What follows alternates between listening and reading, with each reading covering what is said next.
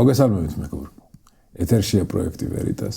მე მისი წამყვანი ირაკლი მეფარიშვილი დღეს გთავაზობს სტუმრად ფსიქოლოგს ჯაბა ყრუაშვილს. ჯაბა გახლავთ ფსიქოლოგი გეშტალტ თერაპევტი. და ჩვენ პრაქტიკულად თემატურად გვაქვს დისკუსია შერჩეული.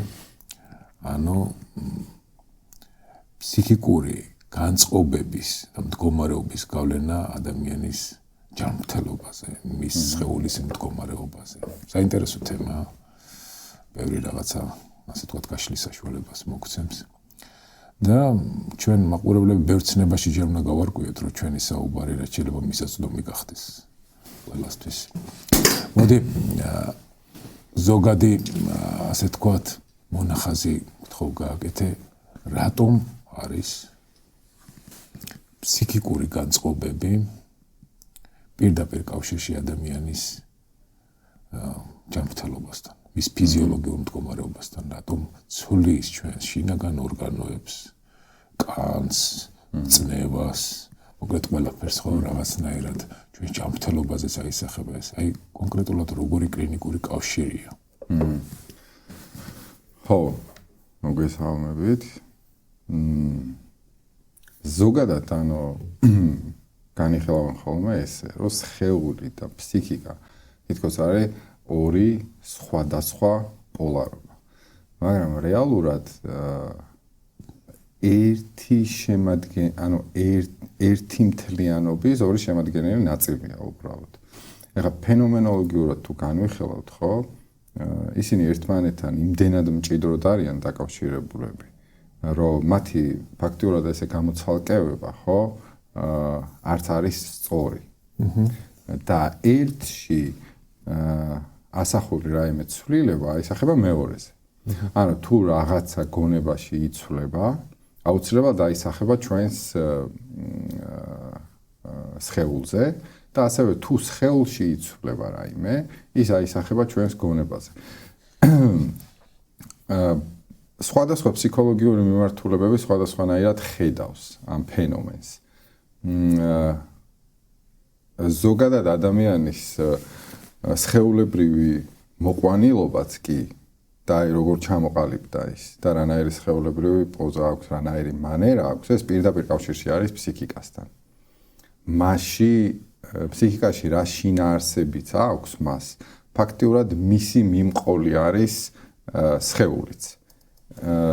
ფაქტიურად ფსიქიკა გარკვეულ ყალიბს აწესებს სხეულისთვის, რომელსაც მერე მიყვება სხეული. თუმცა ეს მეტწილად არის უფრო თეორიული მოსაზრებები, მაგრამ დამთხოვები აქ ძალიან ბევრია. შესაბამისად, ანუ როცა დამთხოვები ძალიან ბევრია, ამას ვიღებთ ხოლმე როგორც ამითი ხელმძღვანელობთ გარკვეულწილად. მაგრამ ფსიქოლოგიაში ესე გადაჭრით, თუ ახლა არ ჩავთვლით მაგალითად უზნაძეს, რომელიც წმინდა ექსპერიმენტალური გზით ადგენდა მიმართებებს და მერე უკვე ამაზე დაყრდნობით წერდა, იკვლევდა თეორიებს. აქ უკვე მეტი სიმყარეა და მეტი საყრდენია. მაგრამ სხვა ფსიქოლოგიურ მიმართულებებში უმყარებს ცხადია მათ გარკვეული კვლევები ზურგს, მაგრამ აქ არსებობს ისეთი ფენომენები, რომელიც ახსნას არ ემქვემდებარება და ეს შეგვიძლია მხოლოდ დაკვირვებით რაღაცა სახელი დავარქვათ ამას. არსებობს იმპულსები, რომელიც იცვლება ადამიანებს შორის ისე, რომ ამისი ექსპერიმენტალური გზით დადგენა შეუძლებელია. ეს შინაარსები ჩვენ რაზეც ახლა ხაზგასმა გავაკეთეთ, ხო, რომელიც ადამიანს აქვს თავის თავში. ეს გარკვეულწილად შეგვიძლია ესე რომ ვთქვათ, რომ ამ მესიჯით დადის, ამ მესიჯით ცხოვრობს. ეს მესიჯი არაცნობიერად გადაიცემა ისე, რომ ამისი რაიმე ფორმით დაფიქსირება, ან რაიმე ფორმით ამაზე დარწმუნებით თქმა შეუძლებელია, რა არხებით ხდება ამ ინფორმაციის გაცვლა-გამოცვლა, თუმცა დაკვირვებები აჩვენებს, რომ ეს ნამდვილად ხდება. ხო, ახლა რაც შეეხება იმას, რომ კონკრეტულად როგორ აისახება, ხო, ჩვენ ახლა აღვნიშნეთ, რომ ფსიქიკასა და სხეულს ძალიან მჭიდრო კავშირი აქვს ერთმანეთთან, ხო? და უამრავი მოძღვრებები სხვადასხვა ფენომენზე საუბრობს ამასთან დაკავშირებით. შეგვიძლია რომ მოვიშველიოთ სიღრმის ფსიქოლოგია. რომელიც სიმბოლოებს, არქეტიპებს ძალიან დიდ ყურადღებას აქცევს. ახლა პირობითად თუ მაგალითად ადამიანს რაღაცა ყელში აქვს მოჭერა, ხო? სიმბოლურად ეს აღიქმება რომ რაღაცა სათქმელის, რაღაცა გამოხატვის, სათქმელის ვერ ახერხებს ამას და სხეული მეტყველებს, რომ აქ არის პრობლემა. მიმართულებებსაც ორიენტირად, ხო, სხვადასხვა შრე აქვს აღებული. პირობითად ახლა გეშტალტ თერაპია უფრო სხეულზეა ორიენტირებული. ანუ ფსიქოანალიზე იგივეს ვერ ვიტყვით, ხო, ფსიქოანალიზე უფრო კოგნიტურ მხარეზეა ორიენტირებული, წარსული არის ძალიან მნიშვნელოვანი. და გამომდინარე იქიდან, რომ სხეულს და ფსიქიკას ძალიან დიდი ბმა აქვს ერთმანეთთან, ხო? სხვადასხვა ფსიქოლოგიები საორიენტაციოდ იღებენ ან ერთს, ან მეორეს. გეშტალტისტვის, გეშტალტი ჰოლისტურად ხედავს უფრო და ორივე მხარეს. მოდი განმარტოთ. ფსიქოსომატური მდგომარეობა, ან რა არის ფსიქოსომატური, ასე თქვა, ფსიქოლოგია? და გეშტალტ თერაპია, ანუ ეს ცნებები მაყურებლებისთვის რომ განვმარტოთ, რომ შემდეგ ჩვენი მსჯელობა კიდევ უფრო გასაგები გახდეს. ანუ შენ როგორ განმარტავ? ფსიქოსომატური ნიშნავს, რომ ფსიქიკაში მიმდინარე პროცესი გამოიხატება ორგანულად, სხეულებრივად. დიახ. და აქ არსებობს მოსაზრებები, რომ ბევრი დაავადება, ხო, პირველად იბადება ფსიქიკაში და მე უკვე ვლინდება სხეულში. ფაქტიურად სხეული არის სარკე, რა ხდება ფსიქიკაში. აი ეს შეგვიძლია რომ დავინახოთ ეს. გეშტალტ თერაპია გეშტალტ თერაპიას აქვს ადამიანის ძალიან საინტერესო გაგება და აღქმა. არა მარტო ადამიანის, ზოგადად სამყაროს. გეშტალტი ზოგადად გერმანული სიტყვიდან ნიშნავს მთელს და მთელში მოისაზრება რა? რომ თუ მაგალითად სხვა მიმართულებებმა დაყვეს ადამიანის შიდა პროცესები, რომ და ამ პროცესების ჯამი აღიქვას როგორც ადამიანი. პირობითად ახლა ჩემში უამრავი ემოცია, განცდა, ფიქრი, სხეულებრივი გამოხატულება, ხო, მიმდინარეობს ძალიან ბევრი პროცესები მიმდინარეობს ერთად ჩემში. და ამ პროცესების ჯამად აღიქვას ადამიანი, მაგრამ გეშტალტმა მთლიანობა დაინახა როგორც ამ პროცესების ჯამზე მეტი. ამაში გულისხმობთ რას, რომ ეხლა ნებისმიერი რაღაცა საჭმელი რომ მოვამზადოთ, ხო? სხვადასხვა ინგრედიენტების ერთობა მოგცემს გემოს, რომელიც უშუალოდ ამ ინგრედიენტებამდე არ დადის. რა თქმა უნდა. ხო. და ეს არის უკვე ახალი გემო. და კერძიც არ არის ჯამი, ხო? დიახ, ხო, უბრალო ჯამი არ არის ამ ინგრედიენტების. ეს არის რაღაც ახალი გემო. გეშტალტმა ესე დაინახა თვითონ ადამიანი. ადამიანი თავის მთლიანობაში არის რაღაცა ახალი და ის არ დაიყვანება უბრალოდ მის კონკრეტულ რაღაცაში და პროცესების ჯამამდე. თუმცა მანამდე სხვადასხვა ფსიქოლოგიური მიმართულებები ესე ხედავდნენ. ასევე ხედავს სამყაროსაც და სამყაროსა და ადამიანს შორის კომუნიკაციასაც. ძალიან ახლოს არის და ეყრდნობა კურტ ლევინის ველის თეორიას, რომელიც გულისხმობს ფაქტიურად იმას, რომ ადამიანი სამყაროს ნაწილია. ის არ განიხილება ცალკე აღებულად. ცხადია, რომ მას აქვს თავისი ავტონომიური საზღვარი, რითაც ამ საზღვრით უკავშირდება სამყაროს ზუსტად. რომ სამყაროს თავისი საზღვრები აქვს, მე ჩემი მაქვს. და როგორც სხვა ადამიანსაც თავისი საზღვრები აქვს, მე ჩემი მაქვს. თუმცა მოისაზრებს როგორც ამ დიდი მთლიანი ერთობის ნაწილს. და აქაც იგივე პრინციპი მოქმედებს, რომ ველში როცა რაიმე იცვლება, ის აისახება აუცილებლად ადამიანზე და ადამიანში როცა რაიმე იცვლება, მის ველზე ეს აისახება. და ეს არის გამუდმებული მიმოცვლა. ეს ცვლილება გამუდმებულ რეჟიმში მიმდინარეობს და ხდება ამისი ასახვა. როგორც სამყარო ასახავს ჩემში მიმდინარე ცვლილებას, ასევე მე ავსახავ სამყაროში მიმდინარე ცვლილებას და ეს არის მუდმივი ცეკვა, რომელიც არ ჩერდება გარდაცვალებამდე. და ზუსტად აი ეს გეშტალტური ხედვა და მიდგომა აი ამ ცეკვის დაგემოვნების ხელოვნება, რომ გეშტალტი ხედავს როგორც სამყარო არ იხსნება, სამყარო განიცდება. როგორც წეგან ჩვენ საკვები ვახსენეთ. და საკვებზე შეგვიძლია რომ ძალიან ბევრი ვისაუბროთ, მაგრამ გასინჯვა და მასზე საუბარი არის რადიკალურად ორი პოლარობა. იმ გასინჯვაში არის შინაარსიც, უпростоრად შინაარსი არ არის, მაგრამ არის განცდა და გემოვნება და ესე ხედავს. გეშტალტ თერაპია კლინიკური თეორია თუ ეზოთერული?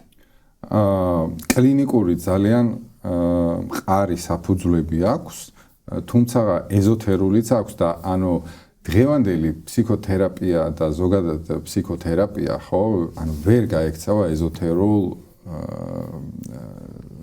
წინა ეზოთერულ შინაარსებს. იუნგი რო იუნგია, ხო? ანუ ცხადია რომ ახლა ეს კოლექტიური არაცნობიერის ფენომენი, არქეტიპები ეს ყველაფერი ახლა ეზოთერულიდანაც არის ნასესხები და ამავდროულად ანუ არის მასთან ძალიან ახლოს. იმიტომ რომ შეუძლებელი არის ამისი რაღაცა ფაქტობრივი, რაღაცა მიწამდე დაყვანა ამისი ძალიან შეუძლებელია. ბევრი რამის რაც ფსიქოლოგიაშია ძალიან ბევრი რაღაცის კლინიკურად შემოწმება, ექსპერიმენტულად შემოძლება. მე მგონი შეუძლებელია. კი, შეუძლებელია. ძალიან ბევრი თეორია არის, აი წმინდა დედუქციური ანალიზით. ძალიან ბევრი. მით უმეტეს მთელი ფროიდის თეორია დედუქციური ანალიზი. რა ექსპერიმენტები იყო ეგ საუბარი, ეს იყო დედუქციური ანალიზი, ხო? კი, თუმცა ანუ არსებობს ანუ ეს ფაქტიურად ეს მეცნიერება და კვლევითი ნაწილი და ფსიქოლოგია რაღაცა მხარდამხარ მიდის. უფრო პრეტენზია გვაქვს ზოგადად თერაპევტებს, რომ უსწრებს თერაპია და მეცნიერება ამყარებს შემდგომ უკვე ამას, როგორც ახლა სარკისებრი ნეირონების შემთხვევაში მოხდა, ხო? სარკისებრი ნეირონები აღმოაჩინეს და ეს ნიშნავს რას, რომ ესე იგი ადამიანის განწყობებს და ქცევებს არსებობს თავის ტვინში ნეირონები, რომელიც პირდაპირ ისრუტავს და განიცდება შენში. და ამაზე ამ რელაციაზე, ხო? მთელი გეშტალტი ფაქტორად ამ რელაციური მიდგომას ეყრდნობა, ხო? ამაზე ძალიან დიდი ხნის წინ. უკვე ამას ამჩნევდნენ ადამიანები, რომ ეს ესეა ნამდვილად, ხო? რომ ეს გადაეცემა ეს შინაარსები, გადადის განცდები და ამ ტიპის კავშირი მყარდება და ეს ძალიან ადრე იყო, მაგრამ მე რომ შემდგომ უკვე კვლევითი ნაწილი მეცნიერება დაეწია. ნუ მეცნიერება ამ შემთხვევაში არ ჩქარობს, უფრო აი ეს რა ქვია, ფსიქოთერაპია და ფსიქოლოგიური მოძღვრებები უფრო ბევრად უფრო წინ მიდის. როგორც ანუ ეზოთერული ცოდნებით და თუნდაც გნებავთ მედიტაციური ცოდნებით, ხო, ანუ ბევრ რაღაცაში წინ არის, რომლის დამტკიცება შეუძლებელია. ვერ ხდება. ეს ინტუიციური ცოდნა თუ აი დედუქციური ცოდნა შენ როგორ ფიქრობ? ძალიან საინტერესო კითხვა. ინტუიციურ ცოდნას მე პირადად ძალიან დიდ პატივს ვცემ და ინტუიციის გაგება მაგალითად ანუ სხვადასხვანაირად შეგვიძლია რომ გავიგოთ ინტუიციას. ახლა კლასიკური გაგებით ინტუიცია არის ცოდნა მომავლის შესახებ, რომ ანუ აი მაგალითად კონკრეტული ნივთი რა გამოყენება იქნება მომავალში და ეს ეყრდნობა მეხსიერულ ნაწილს თლიანად. რომ აქ არის საყრდენი არის ის, რომ ჩემი გავლილი და აკუმულირებული ცოდნები მე ჩემდა დამოუკიდებლად არაცნობიერი ამას ამუშავებს და მაძლევს იმპულსის სახით თუ იმიჯის სახით, ცოდნის ფიქრის სახით მომდის მე თავში რაღაცა შინაარსი, რომელიც არ არის მცდარი. ესე იგი ის მიხვდა და მე უბრალოდ პასუხი მომცა და მე ვერაფერს ვერ მიხვდი ჯერ და ამ პასუხს დაუჯერე.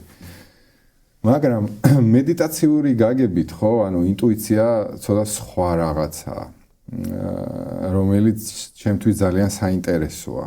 ის ამბობს, რომ პირიქით როცა ანალიტიკას ძინავს, როცა ანალიტიკა მშვიდია და ჩემი აღქმა აღარ არის წარსულის გამოცდილების ტყვეობაში და მე აღვიქვავ სამყაროს ჭყალებში ობიექტურად და ობიექტური აღქმაში გულისხმობს ის, რომ მესგან ვარ მე განთავისუფლებული და მესგან თუ განთავისუფლებული ვარ, ესე იგი ინტერპრეტაცია არ არსებობს, იმიტომ რომ მე აძლევს ყველაფერს ინტერპრეტაციას მაშინ მე ობიექტს აღვიქვავ ისეთად, როგორიც არის ჩემი თავის გარეშე. და ამ დროს აი ესეთი ფორმით, ესეთი წმინდა აღქმით აღქმული სამყარო. აღქმული სამყარო, სამყაროსთან როცა მაქვს კომუნიკაცია, ესე იგი ესე აღვიქვავ ობიექტურად. ჩემ წყობრამ ინტელექტს უკვე ვაწვდი ობიექტურ რეალობას და არა ისეც, როგორცაც მაგალითად ეხლა აღვიქვავ. და მისი პასუხი უკვე არის ობიექტური. აი ამას ამბობს ის ინტუიტიური მიხვედრილობა ეს არის. და ეს ჩემის აზრით განსხვავდება. იმიტომ რომ აქ უფრო ჩართული არის ანალიტიკა, ანალიზი.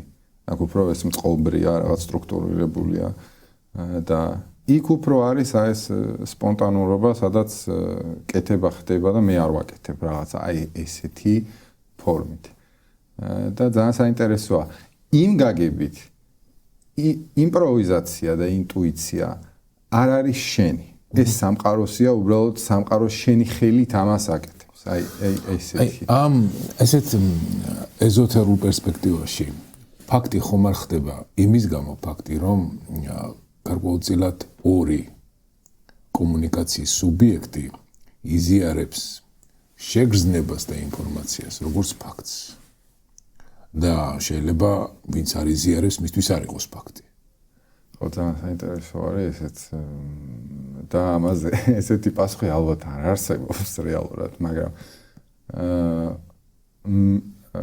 მე როგორ ხედავ, შემიძლია რომ ეს გავაზიარო, რომ მე მგონია რომ მაინც ინდივიდუალურია იმ ობიექტური პარადოქსულია ხა ის, მაგრამ მაინც ის სუბიექტური განცდა არის ამ ობიექტურობის განცდა.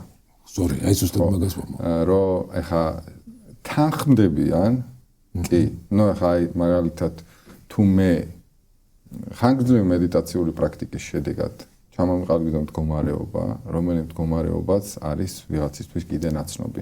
ნუ ეს კიდე საკითხავია, ახლა ესე კომუნიკაციის გზით ალბათ მივალ სადღაც, რომ აი ეს არის, ხო, რაღაც ღმერთი შენში, რასაც ეძახიან, ხო, რაღაცა ეს სუფთა დამკვირვებელი, ეს ნულოვანი წერტილი რაც არის.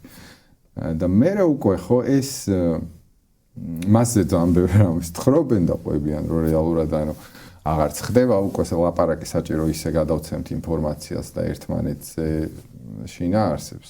მაგრამ რეალურად მაინც სუბიექტურია ცხადია, იმიტომ რომ მე ვეზიარები იმას, როგორც ახლა რაღაცას რო ვიყვებები, რას გადავაკიდე ამ ყვებას, მაგრამ სუბიექტური აღქმა. ხო, ნუ მე ჩემში განიცდება ეს და ზოგადად ეგზისტენციალურადაც ახლა რომ შევხედავ, მთელი სამყარო სუბიექტურია. აქ ვერავინ ვერ ჩაჯდება სხვის ხელში. ვერავინ ვერ ნახავს მასში რა ფიქრებია. ვერავინ ვერ ნახავს მასში რა ტკივილია, ან არ არის პირიქით სიამოვნება და თუ კი ამას ახლოს მივა ამასთან ისიც თავისი იქნება. აი სწორედ აქ არის ალბათ უკვე მეცნიერება, ხო? ანუ სუბიექტურ აღქმას იმითოს ცდილდება მეცნიერული მტკიცება, რომ მისი გამეორება შეიძლება და შესაბამისად დამკვირვებელზე აღარ არის დამოკიდებული შედეგი. აი ახლა აქ ამ შემთხვევაში ეს ეზოთერული პრაქტიკა იძლევა განმეორებად კანონზომიერებებს, ანუ როცა უშუალოდ ბენეფიციარი პაციენტი მოდის კონკრეტული ჩევილით. და მე მინდა ახლა ამის შემდეგ გადავიდეთ ძალიან კონკრეტულ ესეთ ყოფით პრობლემებზე და აი აქ მივცეთ ადამიანებს რჩევები. გვაქვს თუ არა აქ განმეორებადი შედეგები კონკრეტული განმეორებადი მეთოდოლოგიის მიმართვის შემთხვევაში. ხო, მესმის აბსოლუტურად თქვენი კითხვა და ლეგიტიმურია ძალიან ეს კითხვა. უბრალოდ თუ ჩვენ წმინდა წყლის მაინც ეს ეგზისტენციალური გაგებით გავყვებით, ის განმეორებათობაც მაინც ჩემში ინდივიდუალურად განიცდება და ზოგადად ანუ ხედავს როგორ იცით, რომ ის რომ რაიმე დამტკიცებულია ჩემში რაღაცა ფორმით ხო შემოდის. შესაძლებელია შინაარსის სახით. მაგალითად წავიკითხე, რომ ეს არის დამტკიცებული. ოკეი, ერთი მივიღე, ეს შევეხე მას, მაგრამ ეს ჩემში ინდივიდუალური რაღაცა შეიძლება ვიყო ძალიან სკეპტიკურად განწყობილი და შეიძლება აი მსგავსი ტიპის მტკიცებულებებს მაინც არ დაუჯერო. ან დაუჯერო, შეიძლება ვერსადაც ვერ გავექცე, მაგრამ აი დამოკიდებულება უშუალოდ რაც არის, მაინც მის მიმართაც, თუნდაც ის რომ დამტკიცებულია და ის ნამდვილად არსებობს, ხო? ამაზე ჩვენ ხომ თანხმდებით ამაზე, რომ ეს არსებობს. მაგრამ ეს შეთანხმებაც კი ინდივიდუალური განიცდება. აქ ჩემის აზრით შემოდის რა, რომ ხედვებზე აქ დამოკიდებული. მიმართულება, რომელიც ამბობს, რომ აი ეს ავთენტური, ინდივიდუალური მედან გამომდინარე განცდა არის მნიშვნელოვანი და ეს არის საზომი, რას ვიღებ მე საზომად, მას შეუძლია რომ ყველაფერს ამ ფორმით შეხედოს. აბსოლუტურად ყველაფერს შეუძლია რომ ამ ფორმით შეხედოს და გადასინჯოს ყველაფერი და თვითონ რაც კი კარნახობს რომ ყველაფერი ინდივიდუალურიაო, ამ ეს საკითხიც კი გადასინჯოს. და ეს არის ანუ ფაქტიურად როცა ამ მოძღვრებას ეზიარები და აქ თუ შედიხარ და ამ ტყავში თუ ჯდები, ყველაფრის თავიდან გადახედვის ამბავია. შენი თავისაც და გარემოსიც და ახლობლების, შორებლების, ყველას. არის ეს არის გადახედვა. რაც შეეხება იმას, რომ არსებობს ობიექტურიც რაღაცა, რომელსაც ვერ გავექცევით და ანუ ის მეორდება და ხო, ეს გაგება უკვე სხვა რაიმეს გვთავაზობს ჩვენ. როგორც არის მაგალითად ეხლა ფენომენოლოგიური, აი კლასიკური ფსიქოლოგია მაგალითად რას აკეთებს, რომ არ ეძებს რა არის უნიკალური. ეძებს რითი გავხარ სხვებს ადამიანი, რომ მე დავაჯგუფო. ხო, რომ მე უკვე მქონდეს სურათი, რომ თქვენაერ ხალხს ეს მოგიხდებათ, ეს წამალი პირობითად, ესეთი დამოკიდებულება, ეს თერაპიული მიდგომა, რომ მე რაღაცა მქონდეს სურათი, მე უკვე ის მიდის საითკენ მიდის, ის მიდის უფრო დიაგნოზებისკენ, ის მიდის უფრო კლასიფიკაციისკენ, ის მიდის უფრო რითი გვანან ადამიანები ერთმანეთს და ცხადია იმასაც იკვლევ რითი განსხვავდება, მაგრამ სხვა ჯგუფისგან რითი განსხვავდება, ეს აჯგუფებს, რომ მქონდეს რაღაცა გარკვეული სურათები. რაც შეეხება უფრო აი ამ ეგზისტენციალურ ფენომენოლოგიურ მიდგომებს, ხო, ის პირიქით იმას იკვლევს, რომ რა არის განმასხვავებელი, რა არის ის, რაც მარტო ჩემია.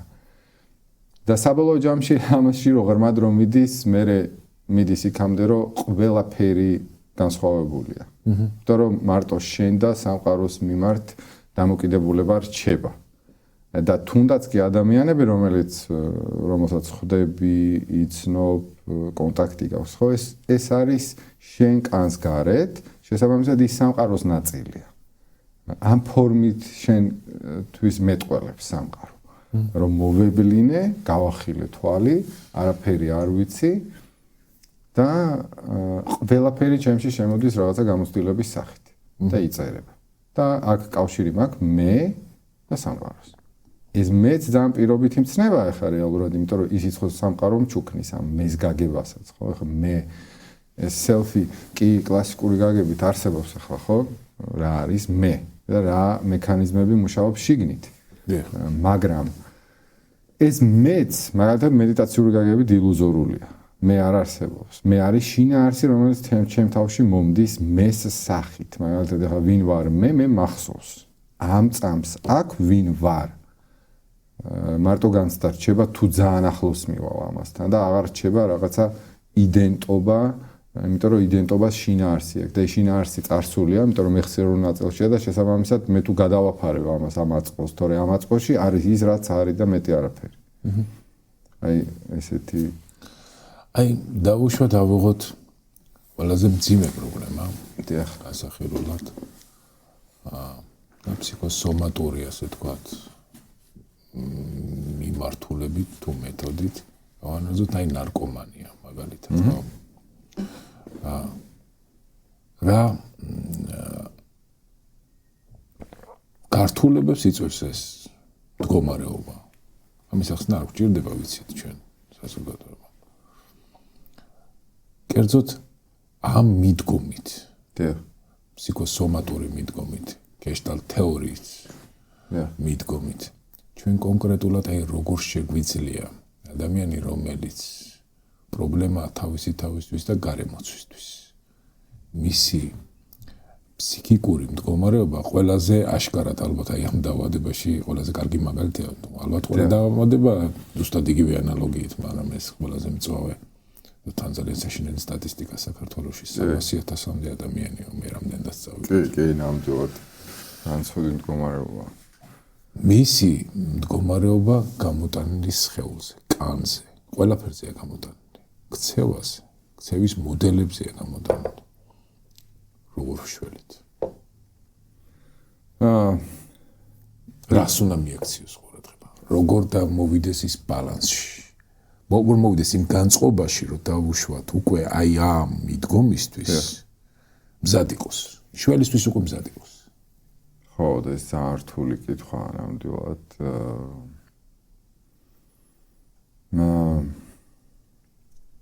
ჩემს აზრით, ანუ პირველ რიგში ჩვენ ანუ როგორ საიდან ვიწყებთ საუბარს, მაგას გააჩნია, რომ თვითონ რა შეუძლია გააკეთოს, თუ ჩვენ რა შეგვიძლია მისთვის გავაკეთოთ, აი მანდ არის ალბათ გასამიჯნი ეს ორი ამბავი. თვითონ რა შეუძლია გააკეთოს ადამიანმა. ჩემს აზრით, საბოლოო ჯამში ყველაფერს აკეთებს ადამიანი თვითონ. რა თქმა უნდა.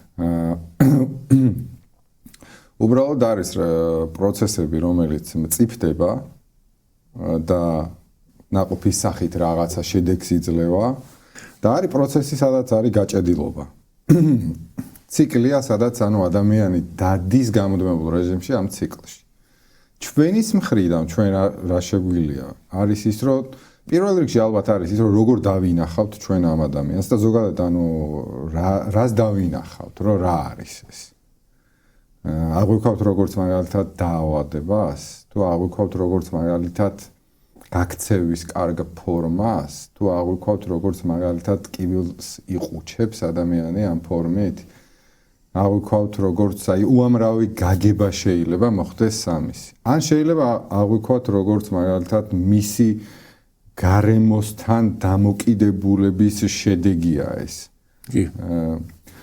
ჩემს აზრით, ანუ თავდაპირველად უნდა დავინახოთ სწორად ეს ყველაფერი. რა მე მაგალითად წინააღმდეგი ვარ ყველანაირი რაღაცა დიაგნოზის და ყველანაირი რაღაცა სახელდების, რომელიც აი ადამიანს რაღაცა აი მე როგორ ამის ქვეშ აღიქმება ეს ადამიანი.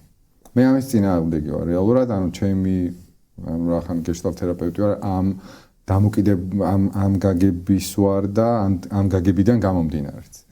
რომ ჩემს აზრით ის ყველა არის ჩვეულებრივი ადამიანი გაცნობიერებების სხვადასხვა ხარისხით.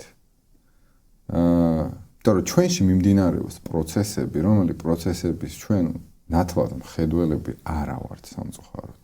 და ეს პროცესები მე ხდება ჩვენი მართველი. როგორც იუნგი ამბობს რა, რომ პროცესი რომელიც ჩემში მიმდინარეობს და მის შესახებ მე არაფერი არ ვიცი, მე ვარ მისი მონა. იმიტომ რომ არჩევანიც არ მაქვს, რომ რაიმე რო გავაკეთო. პროცესში მე გულისხმობ რას, რომ არაცნობიერი კონკრეტული მოტივებით არის, კონკრეტული დამოკიდებულებებით არის, კონკრეტული სურვილები აქვს და ამ სურვილებს უნდა რომ მას რო შეასრულოს, ეს სურვილი რო დაიკმაყოფილოს, ჩვენ გვიჩენს კონკრეტულ ემოციებს, კონკრეტულ დამოკიდებულებებს და ამ ფორმით ახერხებს ჩვენის გზით რო დაიკმაყოფილოს. შესაბამისად, თუ ამ პროცესების მხედველი არ ვარ, ფაქტიურად განწირული ვარ საიმისოდ, რაც არის ჩაწერილი იმ ჩემს არაცნობიერში. და ეს არაცნობიერიც იწერება ბედის წერასავით. ახლა ყველაზე მნიშვნელოვანი ფაზა ხო 0-დან 5 წლამდეა. ადამიანის უმეტესობა საერთოდ არ ახსოვს 0-დან 5 წლამდე რა ხდებოდა მის ცხოვრებაში. ახლა ძალიან დეტალურად არ ახსოვს, ხო? არც ის უფიქრია და აურჩევია, ვინ იქნებოდა მშობელი. არც ის უფიქრია და აურჩევია, რანაირი დამოკიდებულება იქნებოდა მშობელს მის მიმართ. და მთავარი ეს ტენდენციები მაგ პერიოდში შეიქმნა. მაგ პერიოდში ჩამოუყალიბდა. და მე უკვე მთელი ცხოვრების განმავლობაში და არა მარტო ახლა მე გრძელდება უკვე უბრალოდ მე პირველი რამდენიმე ფაზა ავიღე, თორე ანუ ფროიდის მიხედვით მე უკვე გრძელდება გენიტალურ ფაზაზე სრულდება. ნუ ეს დაახლოებით შეიძლება 16-დან 17-18 წლამდე არის, რომ ნუ დაამთავრებს აი ამ რაღაცა, მაგრამ მე სხვა ფსიქოლოგებმა უკვე ამ განვითარების ფაზებს დაამატეს და ეს მთელი ცხოვრების განმავლობაში გრძელდება, მაგრამ ბაზა რაც იქნება, მაინც ეს არის. და აქედან გამომდინარე, თუ ადამიანს არა აქვს წვდომა ამ პროცესებთან მაშინ ძალიან ვერ განვსჯით მის ქცევას მისიდან გამომდინარე. იმიტომ რომ პასუხისმგებლობის ნაწილში ხო აქ ცოტა მას მემკვიდრეობით ერგო ეს. და არ ვიცი არ იყო ჩვენზე დამოკიდებული ვის რა ბავშვობა გვექნებოდა და ექნებოდათ, ხო? და მთავარი ტენდენციები სწორედ მაშინ ჩნდება.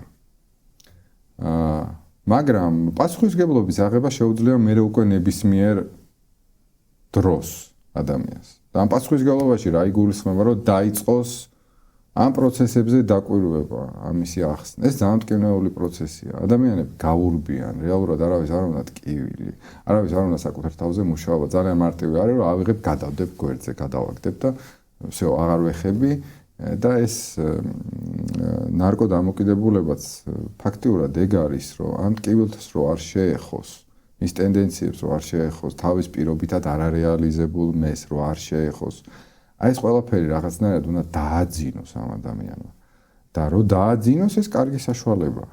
და მე ეს ხდება ავტომატური პროცესი. რომ ის არაცნობიერსაც ეგ ჭირდება რომ უბიძგოს მისკენ რომ დააძინებს და იმ მომენტში არაფერი არ ახსოვს და ეს ხდება რაღაც გამაყუჩებელი, ტკივილ გამაყუჩებელი. მაგრამ ამით არ მთავრდება პრობლემა. ამით პრობლემა ცხადია რომ არ მთავრდება. მაგრამ იმას რომ შეეხოს თავის ამ ტენდენციებს, თუნდაც ამ არარეალიზებულ მეს, თუნდაც მიღებულ ტკივილებს, ეს ძალიან დიდ ვაჟკაცობას, ძალიან დიდ გამძლეობას ითხოვს, ძალიან დიდ საკუთარ თავში რესურსს ითხოვს და ამ კუთხით შეგვიძლია რომ გაუგოთ ამ ადამიანს, რომ შეიძლება არ აქვს ამის მზაობა. მაგრამ ეს თერაპიული სერვისი ზუსტად ამას თავაზობს, ამ ხარდაჭერას თავაზობს, რომ თავში არსებულ აი ამ მონსტრებს რაც არის, ხო? აი მარტო არ შეეხოს ამ ყველაფერს, რომ თერაპევტი მასთან ერთად იყოს. აი ამ ტკივილებთან გამკლავების გზაზე. ხო. და თუ ამას ახერხებს მე უკვე ადამიანი ცხადია რომ ყველაფერი დაძლევადია მე უკვე ანუ მან ჩვენ უბრალოდ ხედავთ ახლა რაღაცა სქემას როგორ მუშაობს, თორე თუ ამას ეხება ადამიანი, თუ ამასთან თუ ამის გადამუშავებას იწყებს თავიდან, თუ ამ არაგანცდილი ემოციების გადამუშავებას იწყებს, ხო და ამას ინელებს. ეს ტკივნეული პროცესია ცხადია და დროში გაწელილიც არის, ეს არ ხდება ერთ დღეში. ანუ ნარკომანიისგან განკურნება არ მდგომარეობს უბრალოდ ნარკოტიკული ნივთიერებების არ მიღებაში. რა თქმა უნდა. ანუ ეს არის ყველაზე სწორი და ნამდვილად კარგი პასუხი. იმიტომ რომ ეს არის პატარა ილუზია, ეს არის უბრალოდ ძალიან შეგვიძლია შევადაროთ უბრალოდ აი ადამიანის დიეტაზე და ჭარბწონიანობას ებრძვის. თუ ადამიანმა გონებაში არ შეცვალა მთლიანად რაღაცა აზროვნების სტრუქტურა, მოდელი, მოდუსი არ შეიცვალა.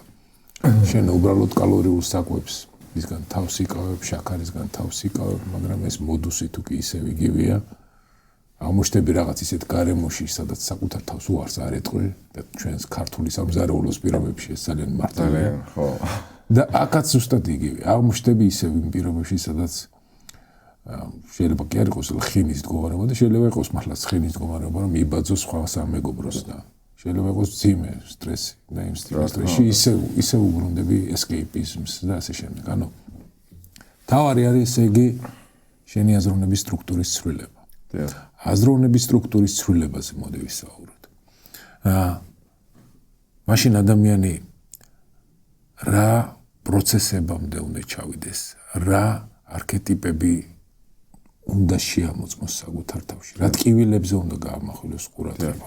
იმიტომ რომ ფსიქოლოგმა იცის კონკრეტულად რაზე შეიძლება გაამახვილოს ყურადღება, მაგრამ ადამიანი რომელიც ჯერ ამზადებს საკუთარ თავს ფსიქოლოგისთვის. ალბათ ეს არის ძალიან კარგი საშუალება, რომ მისი მკურნალობა მართლა ეფექტური იყოს, მანაც ჯერ მოამზადოს საკუთარი თავი, იმიტომ რომ მოდის ადამიანი და არ ვიცი, აბა რას მეტყვის. ვერაფერს ვერ გეტყვის თუ ამ განწყობით ხარ. არ მოусმენ შენ და იმიტომ. რა გააკეთოს, რას ჩააკვირდეს. ხო. სამწუხაროდ თვითონ ლიტერატურა რას ამბობს, ოღონდ დამოკიდებულებასთან მიმართებაში რას ამბობს, მასზე მორგებული კონკრეტული ლიტერატურა, ხა გეშტალ სხვა ხედვა აქვს. რომ მაგ შემთხვევაში, ანუ როცა ძალიან ძლიერია დამოკიდებულება. ადამიანმა უნდა მონახოს ფსკერი. ეს არის პირდაპირი ნათქვამი. რას ნიშნავს ახლა ეს ფსკერი? რომ რეალურად უნდა დაეცეს. ფაქტიურად ეს დამოკიდებულება რაღაცა თავის გარშემო, რაღაცა გრავიტაციას ქმნის, რაღაცა წრეს ქმნის, რაღაცა სოციუმს ქმნის, რაღაცა ურთიერთობები იწყება, რაღაცა ურთიერთობის ფორმებს ავლენს და ეს იზრდება და მზარდია და ითრევს ამაში, აი რასაც თანადამოკიდებულს, რასაც ეძახიან კიდე ხო, აი ოჯახის წევრებს თუ მასთან ერთად ცხოვრობენ, ხო? აი ამ რაღაცა ეს გრავიტაცია რაღაცა ითრევს ძალიან ბევრ ადამიანებს მის გარშემო. და არ არის აუცილებელი მის გარშემო, შეიძლება თვითონაც ესე ჩათრეული არის. და თვითონ რაღაცა დიდი მექანიზმი მუშაობს ესე. და ამიტომ ძალიან რთულია ესეთი ადამიანისთვის, რომ დაიწყოს ამასთან ბრძოლა. იმიტომ რომ ფაქტობრივად მთელი სამყარო აი ესე მუშაობს. აი ესე თარგზე და ის რო იწყებს ამასთან ბრძოლას, იმდენ ცდუნებას, იმდენ ეჭვს, იმდენ შიშს, იმდენ რაღაცა არამხარდაჭერას აწყდება, რომ მე უკვე ისედაც ძლიერი არის ის ტრიგერი და იბრუნებს ისე უკან, რომ ფაქტიურად ამ ყველაფერსაც რო გაექცეს ნაწილობრივ ამასაც რო თვალი და ანუ აქ არის პატარა დილემა, რომ ერთი ეს დაცემა, ხო?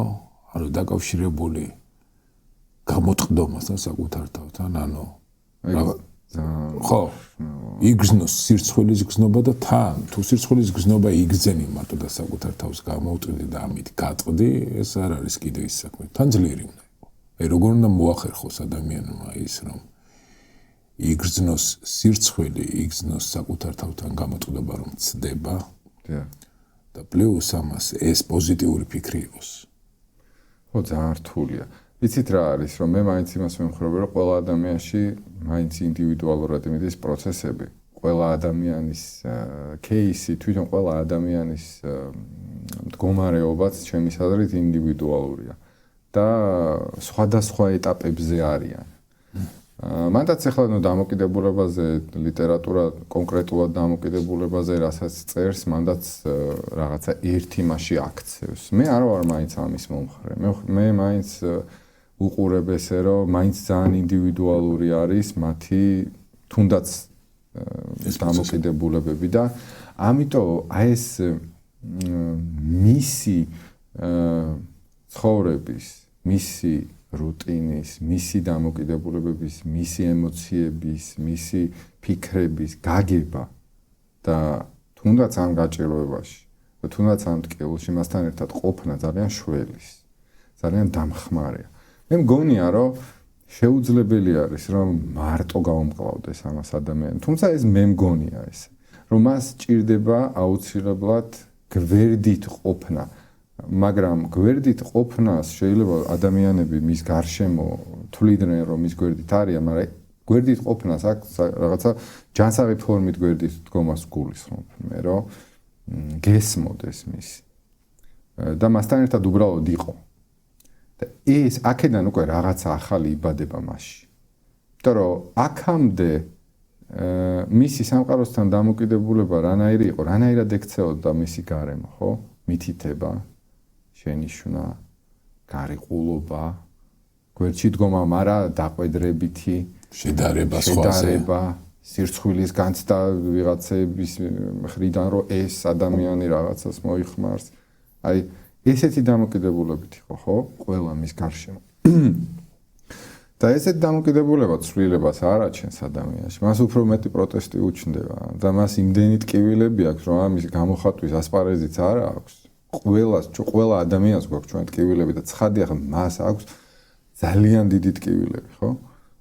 და ამხელა რაღაცეებით ცდილობს, რომ ის ტკივილი გადაფაროს და უმატებს პირიქით საზოგადოება და ანუ რეალურად ეს არ არის ხსნადაშველა. არ არის ნამდვილად ხსნადაშველა, ანუ მისი გაგება და მასთან ერთად ყოფნა ამ თუნდაც ამ ტკივილში არის ერთადერთი გზა.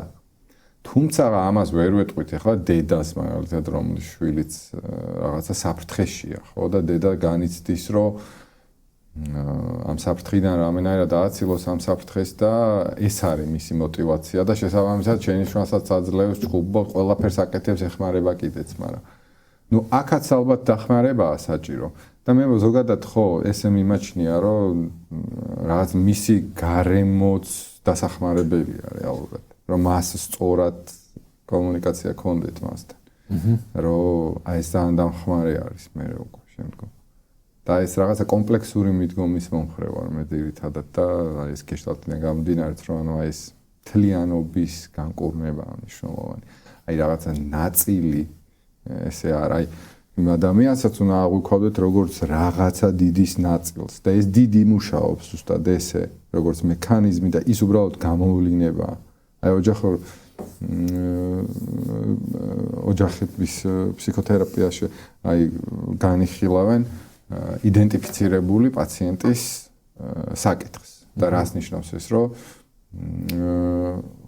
ეს ნიშნავს იმას რომ ოჯახი განიხილება როგორც ერთი დიდი მთლიანობა მექანიზმი რომელიც მუშაობს თავისი როლები აქვს ყველას და იქ ყველა ინდივიდია მაგრამ ოჯახს როგორც ერთი მთლიანობა საკონკრეტული სახე და ესეთია ეს და ის ისე მუშაობს რომ ერთ ადამიანში აი ეს იდენტიფიცირებული პაციენტის საკითხი რაც არის გამოვლინდება რაღაცა დაავადებები გამოვლინდება რაღაცა ფსიქოლოგიური დარღვევები იმაში მასში გამოვლინდება ეს მაგრამ ჩვენ შეგვიძლია რომ ხა კონკრეტულად იმ ადამიანს მივაწეროთ რომ აი ეს ესეთია მაგრამ ეს არის თვითონ ოჯახური სისტემის გამოვლინების შედეგი რომ თვითონ იქ არის რაღაცა დარღვევა თლიანობაშია დარღვევა და ამ თლიანობამ რაღაც ნაწილში ეს თავი იჩინა და არა ის რომ მარტო იმ ადამიანშია რაღაცა პრობლემა და ის ადამიანია პრობლემა ის ადამიანი შეიძლება საერთოდ არ არის არანაირი პრობლემა მაგრამ აი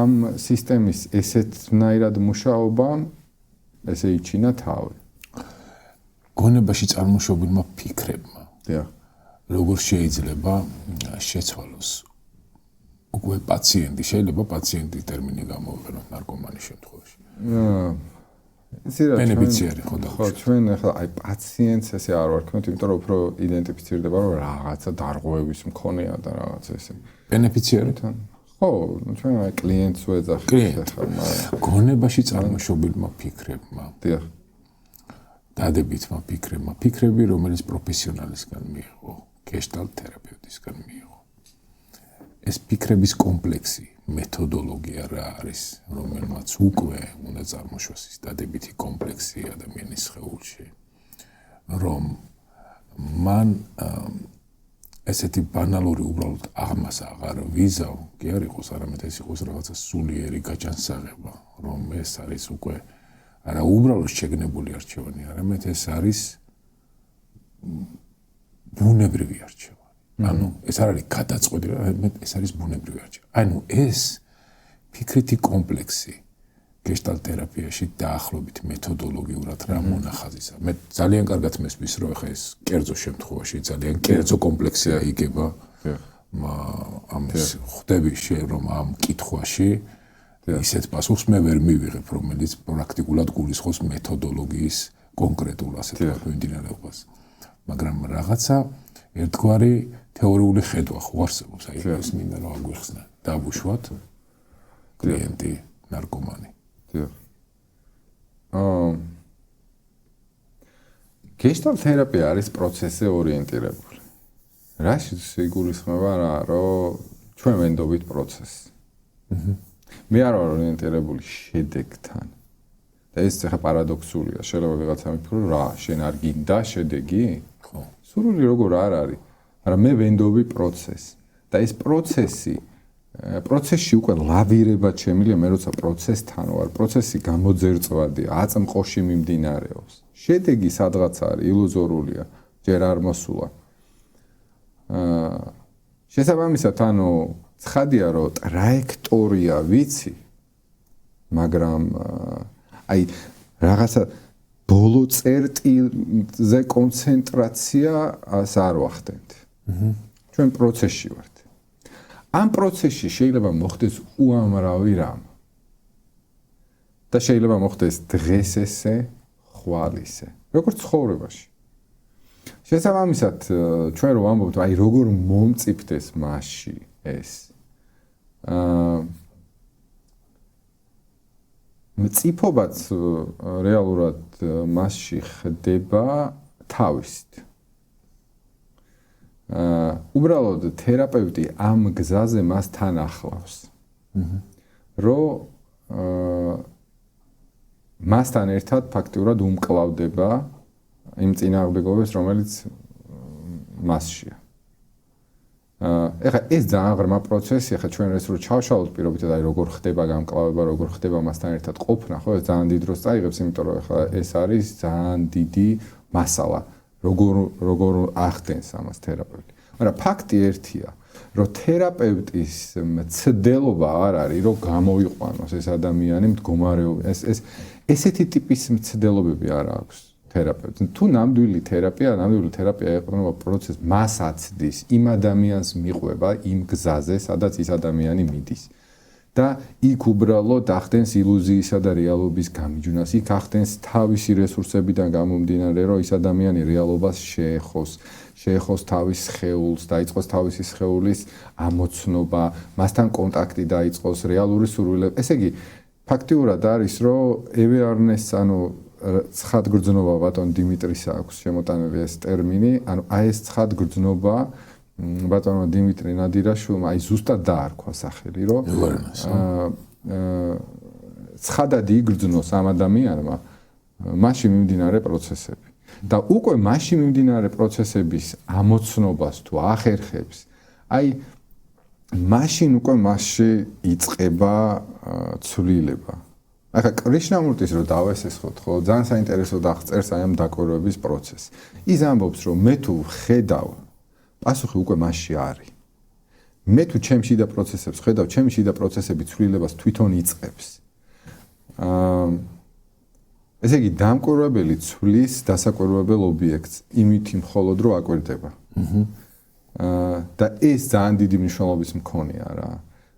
აქამდე მას აი წარმოიდგინეთ ახლა ჩვენი ემოციები, ან ფანტაზიები, ან ფიქრები, დამოკიდებულებები ჩვენში მოძრაობს. და აქამდე ცუდ ემოციასთან მქონდა გარკვეული დამოკიდებულება, ვცდილობდი მის განდევნას, აღარ მინდა მაწუხებს, კარგი ემოციები ვახარისხებ რა, კარგი ემოციების განცდა მინდა.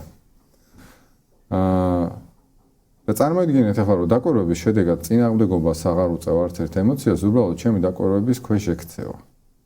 ცხადია რომ მე რო შევცვალე მის მიმართ დამოკიდებულება, ის ემოცია ცვლის დამოკიდებულებას. მის არსებობას ნაწილობრივ აზრი ეკარგება, უარყოფით ემოციასთან მე თუ წინააღმდეგობა არ მაქვს. ის უარყოფითი ემოციის დანიშნულება რაღა არის? თუ ჩემში არაფერს აღარ იწვევს და აღარ გამომედება. რაღა არის მისი დანიშნულება? ცხადია რომ ისიც სახეს იცვლის. ესე იგი, ჩემი დამოკიდებულების ცვლილებით ფაქტურად მის დამოკიდებულებას ცვლი. და ეს შეგვიძლია რომ ჩვენ ურთიერთობებში განვიხილოთ ესეთ კონტექსტში, რომ ადამიანის მიმართაც იგივე ხდება. რომ ჩვენი დამოკიდებულება ჩვენი თავის მიმართ ცვლის ჩვენში მიმდინარე პროცესებს. თვითონ წინააღმდეგობა არის შემქმნელი ამ უარყოფითი ემოციისა, რომ მე სადღაც წინააღმდეგობა მაქვს, რომელიც არის დასაბამი, რომ წარმოიშვა აქედან შიში, წარმოიშვა აქედან შფოთვა. აი ეს ჩემი კონტროლი, ესე იგი წინააღმდეგობა იწვევს ამას. და თუ ჩემი დამოკიდებულება აქ იცვლება, მე ხვდები დამკვირვებელი ამ შიდა პროცესებისა, ხო, და აღარ ვეწინააღმდეგები და აღარ მიჯნავ. ამ შემთხვევაში ცხადია, რომ თვითონ ამ დასაკვირვებელი ობიექტების, ანუ ჩვენი ემოციების, ფანტაზიების, ფიქრების დამოკიდებულება ჩვენს მიმართაც იცვლება. აი, ოჯახური თერაპია ახსენე შენ და ვიცი რომ შენ თემაზე საკუთარ კარგად გაქვს ნამუშევარი და კარგი გამოცდილება გაქვს. ოჯახური ძალადობის საკითხები, ძირითადად. მრავალი ტიპის არსებობს. მრავალი ტიპის ფიზიკური ძალადობიდან დაწყებული, სექსუალური ძალადობა, ეკონომიკური ძალადობა, მაგრამ ეწმინდა ფსიქოლოგიის დონეზე უკვე რაღაცა მთელი კომპლექსების ერთობლიობა, ანუ ფსიქოლოგიური ერთგვარი რაღაცა პროცესების ერთობლიობა, რომელიც უკვე რაღაცა საყოფით რაღაცა მოვლენებში გამოისახება. ადამიანი, რომელიც აცნობიერებს, რომ ის თავის ოჯახს წევს არასწორად ექცევა. აი რომ ვერ აცნობიერებს, ალბათ ვერ შველით შეიძლება. მაგრამ მე მინდა აქედან რაღაცნაირად უშველოთ თუ მოვუწოდოთ იმ ადამიანებს, რომელიც აცნობიერებს, შეიძლება იძალადა და მეორე დღეს თავში ხელს ერტყავს ეს რა გააკეთა, თავის შვილს როგორ შეეხო, თავის ცოლს როგორ შეეხო. აი ეს შინაგანი დიალოგი როგორ წარმართოს ამ ადამიანმა, რომ ის მზად იყოს რაღაცა ცვლილებისთვის, ოჯახისთვის, აღარ იყოს მოძალადე მამა, მოძალადე დედა თავისი შვილისთვის, ანუ ეს ოჯახური ძალადობის თემა, რომელიც ფსიქოლოგიური პროცესია, გამოდის კონკრეტულ ვერბალურ ნაწილში, ასე ვთქვათ, კინესთეტიკურ, ასე ვთქვათ, ნაწილში, მოძრაობაში, ეს როგორ აღმოკონტროლოს, ეს როგორ რჩევას მიცემ შენ აი ესეთ ოჯახის წევრებს, ან ოჯახებს. ხო, თქვენ ბრძანეთ ახლა რომ თუ აცნობიერებს, ან ვერ აცნობიერებს და ეს რადიკალურად განსხვავდება. აბსოლუტურად განსხვავდება. თუ ადამიანი აცნობიერებს, ხო, და მე მას აქვს სინანული, ეს გარკვეულწილად მე აქ იწყება ცვლილება. შემოდის ცვლილება ზოგადად უზნაძეც კი ამბობს, რომ შეფერხებისგან წარმოიშვა ანუ ცვლილება იყო ის მაშინ რა, აზროვნებაც კი თუ არ იყო შეფერხება, თუ არ არის რაღაცა შეფერხება, რაღაცა ტკივილი, რაღაცა დისკომფორტი, რაღაცა რაც წინააღმდეგობაში მოდის, ეს თუ არ არის, მაშინ უკვე ცვლილების საჭიროება არ დგება, არ ხდება ცვლილება. და ის იმ გზაზე მოთხოვნილებებს ისევ ნორმალურად ჩვეულებრივად იქმაყოფილებს. ცვლილება მაშინ ხდება, როცა რაღაცა ტკივილთან არის დაკავშირებული, რაღაცა შეფერხებასთან არის დაკავშირებული, რაღაც მოთხოვნილება არის, რომელიც ვერ კმაყოფილდება და ეს იძლევა იმის საჭიროებას, რომ აქ რაღაც ცვლილება დადგეს, დააყენოს ადამიანმა. თუ ადამიანი ამას ვერ აცნობიერებს, ამ შემთხვევაში რა შეგვიძლია ჩვენ რო თქვათ, რომ ნუ აქ დაკვირვება აჩვენებს, რომ ცხოვრება აუცილებლად სადღაც ისეთ ადგილას დააყენებს, სადაც შეამჩნევინებს. თუ ვერ ამჩნევს, სადღაც შეამჩნევინებს მაინც. ისიც ჩავარდება რაღაც მდგომარეობაში, სადაც ექნება გაჭედილობა და რომელ გაჭედილობიდანაც გამოსვლა ითხოვს, რომ რაღაცა უნდა შეიცვალოს იქიდან, თორე ისე ვერ გამოვა ადამიანი. შესაბამისად, ანუ აქ რჩევის სახით რაიმე რომ ისე ადამიანს ალბათ ძალიან რთულია. აქ უფრო არის რომ აი ვინც უკვე ცვლილებისკენ მზაობა აქვს, რომ ან ინანა და მოუვიდა რაღაცა და ეს არ იყო მისი განზრახვა. მოუვიდა. აი აქ უკვე ცვლილების საწყისი მისთვის უკვე მნიშვნელოვანია, რომ აქ დაიწყო ცვლილება და აქ დახმარების შეთავაზება შეიძლება ფსიქოთერაპიულად. მაგრამ ადამიანი, რომელიც არ აცნობიერებს, ადამიანისთვის, რომელიც ეს არის ჩვეულებრივი ამბავი და ის აგრძელებს ამ რუტინაში ყოფნას, ყოველ შემთხვევაში ძალიან რთულია, რომ რამე რო თქვა რა. ზოგადად მაინც ის არის, რომ მზაობას აქვს ძალიან დიდი მნიშვნელობა და ეს მზაობა ჩვენში კი ჩვენ ვეხმარებით თუ გაცნობიერებულად ვართ, მაგრამ მეტწილ ადამიანებში რაღაც თავისით მწიფდება ეს მზაობა. რაღაც ცხოვრებისეული მოვლენები, რაღაცა შემთხვევები, მაშინ რაღაცა მზაობას ამწიფებს. და მე ეს უკვე ნაყოფის სახით მას ერგება, რომ უკვე დაიწყებს აქ უკვე ცვლილებას. ეს ძალიან ინდივიდუალური პროცესია ყველა ადამიანში და აქ ესე კონკრეტული რჩევის მიცემა მე მაგალითად ძალიან გამიჭირდება, რომ რაიმე რო თქვა. დიახ. ხო, რთული საკითხია, მაგრამ ალბათ ესეც რაღაცა გავაგებით ისევ საკუთარ თავში რაღაცა ტრამვის აღმოჩენისგან იწყება, ხო? ანუ საკუთარ თავში სისუსტის აღმოჩენიდან იწყება. აი, როგორც ეს ნარკომანიის შემთხვევაში, გაცნობიერება არა მსხვერპლის სისუსტისა, რომ შენ მოერი, არამედ გაცნობიერება იმისი, რომ შენ ხარ სადღაც სუსტი. რა თქმა უნდა. და ეს რელიგიურშიც არის სინანულის ძალიან დიდი მნიშვნელობა აქვს ჩემის აზრით რა, აი ამ სინანულს და ანუ ცხადია ახლა რომ ადამიანი არ უნდა დარჩეს მანდ. ეს ძალიან მნიშვნელოვანია. თუმცა ეს უნდა გქონდეს ამისი განცდა. და ძალიან სწორად ბრძანეთ თქვენ რომ მაინც მთავარი ურთიერთობა ამ ცხოვრებაში არის საკუთარ თავთან. მაინც ეს არის ყველაზე მე და ჩემი თავი. ეს არის ყველაზე მნიშვნელოვანი ურთიერთობა, იმიტომ რომ სხვასთანაც რო ურთიერთობ, მაგ დროსაც კი საკუთარ თავთან მიდის ურთიერთობა. უბრალოდ ხშირ შემთხვევაში ადამიანებს აქვს დაკარგული საკუთარი თავი. აი სხეული არის ინსტრუმენტი, რითაც მე საკუთარ თავში ბრუნდები. რომ აი შეგრძნებები და ემოციებზე დაკვირვება მე უბრალოდ მაბრუნებს ჩემ თავში. მე მაბრუნებს მთავარ კომუნიკატორთან, ვინც არის ჩემი თავი. აი ზუსტად აქ მინდა ახლა შენი რჩევა მაყურებლებისთვის.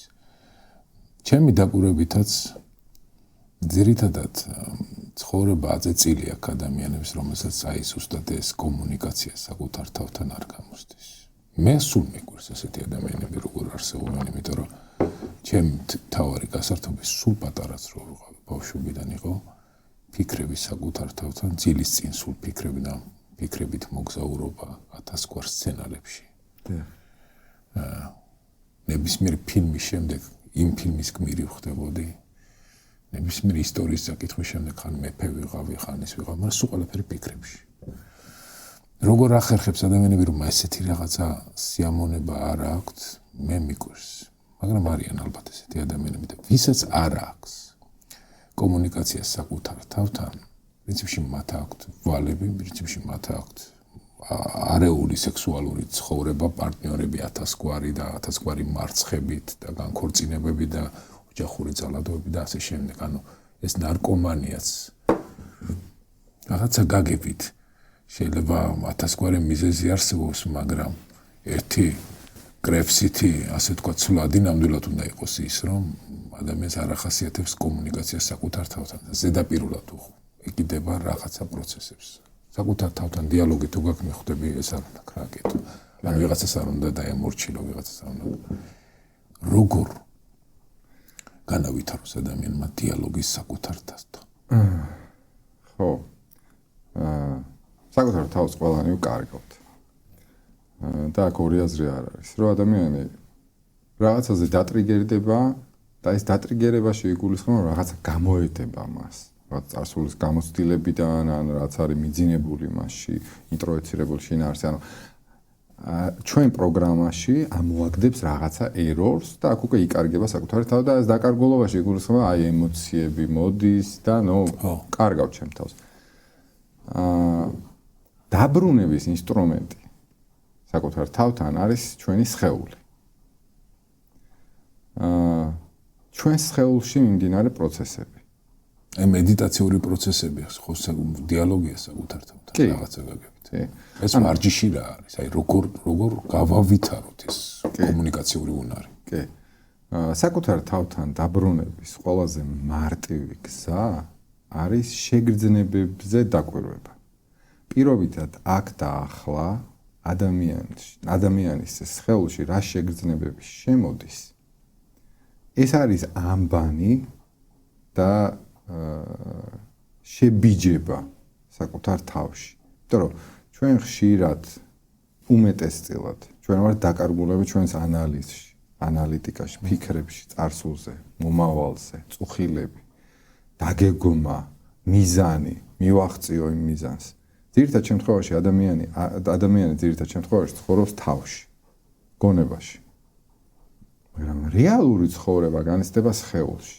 სხეული არის, რომელიც ცხოვრებას აგემოვნებს.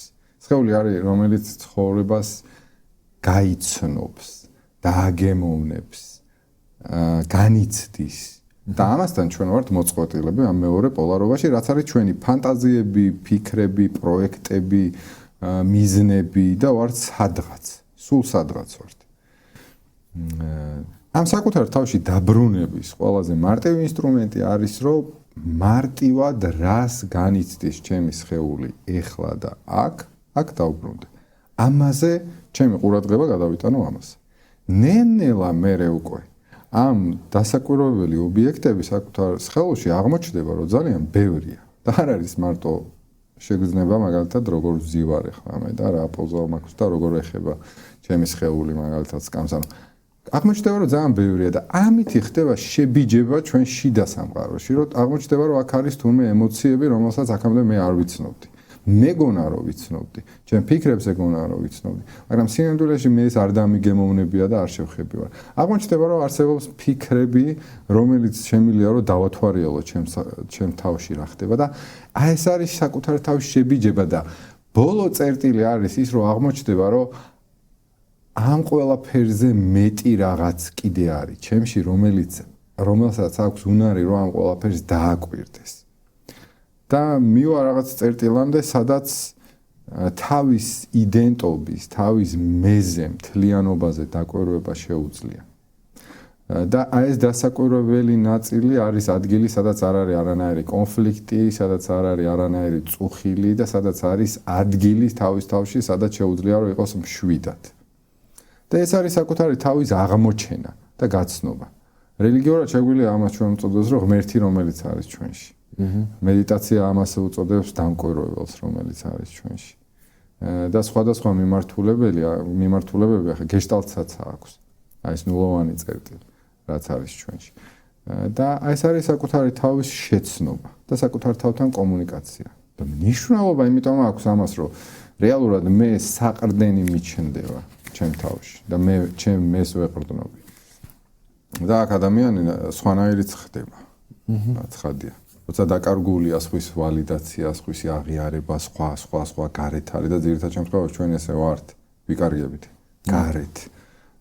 მოთხოვნილება მაქვს იმან მაღიაროს, იმან რაღაც მითხრას, იმანის და გარეთ ვარ გასული ჩემი თავის. აი ხა თანამედროვე რეალობაში აი ამ TikTok მას კულტურას აქვს ეს attention bitch ესეთი არაჩვეულებრივი ტერმინია და კაცებიც არიან ესეთები და ყურადღებაზე რომ ვარ დამოკიდებული. ეს ნიშნავს იმას, რომ მე და ჩემ თავს არ გვაქვს კომუნიკაცია, რომ მე მივცე ჩემ თავს ის, რასაც ჩემი თავი ითხოვს გარედან, ამას მე ვერ ვაკეთებ რეალურად, თორე ეგ არის მთავარი მიზანი საკუთარ თავთან კომუნიკაციის, რომ შენ მისცე შენ თავს ის, რასაც ის გარედან ითხოვს. და აქ ახლა შენ თავში იგულისხმება რა, რომ შენ იმ პატარა ნაწილს, რომელიც პირობითად რაღაც 6 წლის ასაკში ესე მოიქცნენ და აი ესეთი ემოციებშია, როცა მსგავსი რამ გადახდება ეხლა. 12 წლის ასაკში რაღაცა სხვა გადახდა და ფაქტიურად ეს მეებია, რომელიც ჩვენში ცხოვრობს, მაგრამ მას არასდროს არ მიუღია არც სითბო, არც აღიარება, არც მხარდაჭერა, არაფერი მაგის მსგავსი და ის წუხილები, რომელიც მაშინ გვაწუხებდა, ხო, ეხლა ამ ფორმით მოყვება. და სწორედ ეს არის საკუთარ თავთან კომუნიკაცია, რომ ამისი ხედვა, დანახვა და იმ ჩემი როგორც დასრული პოზიციიდან იმ რაღაცის მიცემა, რაც მაშინ ძალიან აკლდათ. და ეს უკვე ხდება მე ადამიანის გამთლიანება და განკურნება და უკვე საკუთარ თავში დაყრდნობა და სხვათა შორის მაღალ ხარისხსაც აძლევს თავის ცხოვრებას. ყველანაირი გაგებით. სულიერი გაგებით პირველ რიგში და მე კიდე ურთიერთობების ხარისხს ზდის. ყველაფრის ხარისხი ნელ-ნელა უკვე მაღლა მიდის. ეხლა ამ მნიშვნელობის მე ძალიან კარგად მესმის, იმიტომ რომ ადამიანებს ეს არ აქვს. როგორც შენ აღნიშნე, ნულოვანი წერტილი მოუძებნელი ხო, ან თუნდაც გარედამკვირვებლის წერტილი მოუძებნელი. ზუსტად. შეიძლება ძალიან მდიდარი იყოს, უამრავ ქვეყანაში მოგზაუროს, მაგრამ ჩამოაქვს მხოლოდ ისტორიები, ჩამოაქვს მხოლოდ განცდები, ჩამოაქვს მხოლოდ სექსუალური თავგადასავლები. მაგრამ ის ვერ ცხოვრობს. ხო. ის ცოცხლობს, მაგრამ ვერ ცხოვრობს. და ადამიანი, რომელსაც აი ეს სულიერი ბალანსი აქვს, შეიძლება ძალიან მოგრძალებული ყოველდღიური რუტინა აქვს, მაგრამ ამ რუტინაში პირდაპირ კავშირს გრძნობს საზოგადოებასთან, კოსმოსთან, საკუთარ თავთან. აი ეს არის მართლა სიმდიდრე და ეს არის მართლა ცხოვრება და ამას მართლა ან წვრთნა ჭირდება საკუთარი თავის.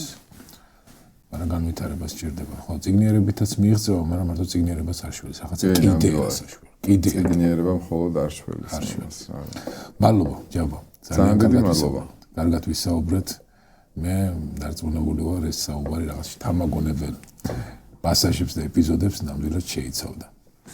დიდი მადლობა. მეგობრებო, ეს გახდა ჭაბა ყრუაშვილი, არაჩვეულებრივი ფსიქოლოგი, მოვიხიბლე მასთან საუბრით. მე ირაკლი მეფარიშვილი, გემშვიდობებით შემდეგ შეხვედრაზე.